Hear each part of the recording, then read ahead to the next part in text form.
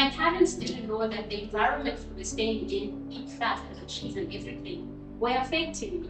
When it rains, I get affected. When it's sunny, I get affected. And that is the story of how Angel became a climate activist, how Angel wanted to understand different climate issues, the environment in general. My name is Angel Msia, and I am a very passionate climate activist in the heart of Joburg. But today I am in Mamelodi, and we're exploring different climate crises that people face and climate injustice as well.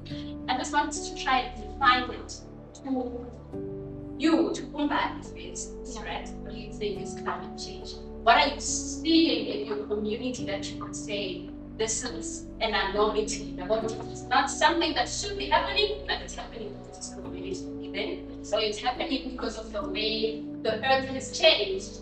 Climate change is the same used to define humans' daily activities that results to extreme weather conditions.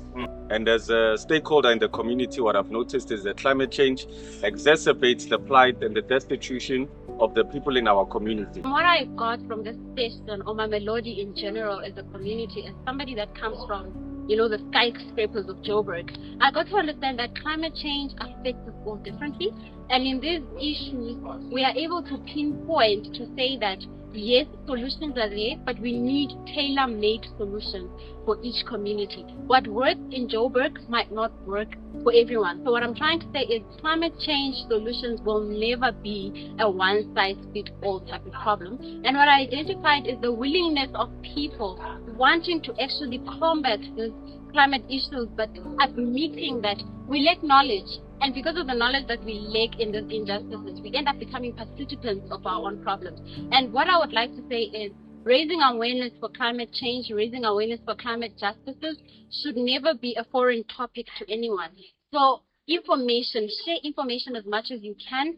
Learn that certain communities experience it differently, and because of that, you cannot now hinder a certain community from saying that, yes, we are participants, but what we would like to understand is how do we stop the problems that we're going through in our communities, from balancing equality to balancing what I think is fair for my community. But before we get to what the stakeholder is doing wrong, what you think your community leader is doing wrong, what are you doing wrong? We lack the information that is necessary, as my leadership has pointed out, and there's a framework. So we also need a cognitive framework of understanding our involvement in this injustice that we are facing, that is climate change. Now, both governments, they watch the first month. Abana package, because our package, our photos and whatnot. The corporate production business will grow is that instead of rectifying the issue of over-accessing other of the production, they see an opportunity for themselves to capitalize on that. Now, if you go around Mamelodi, this township, which we are in, you will find that each and every school within their meters, there is an advertisement of equal product, meaning that they are free on of our society. I believe that the only solution to our destitution is to build institutions, and it is important for us to have places of central development and community amelioration, just to make things better for the people. Today's topic, the one that stood out for me is when the teens were speaking about the pollution in schools and how it affects them. So it's what motivated me, and I think I want to be an activist today to help them to find a safe and healthy space in their schools. I didn't know that climate change can affect someone in that way.